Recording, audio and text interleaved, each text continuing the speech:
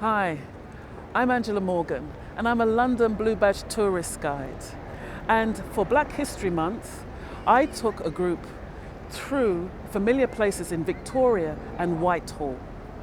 Missing Big Ben, we get a close look at Little Ben, a clock tower that stands near to another familiar site, Victoria Palace, that is currently the home to the popular musical Hamilton.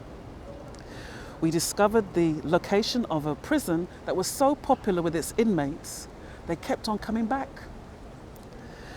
We discovered the artwork created by Yinka Shonibari. We will also be able to see the last resting place of Ignatius Sancho in Christchurch Gardens. We look at Westminster Abbey, where we see the statues of Dr. Martin Luther King Jr. and Manche Masimola, who are considered as the 20th century martyrs.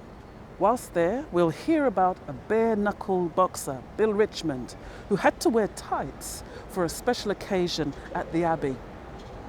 We see the statue of Nelson Mandela and learn about his time in London as a tourist in the 1960s and returned as a president.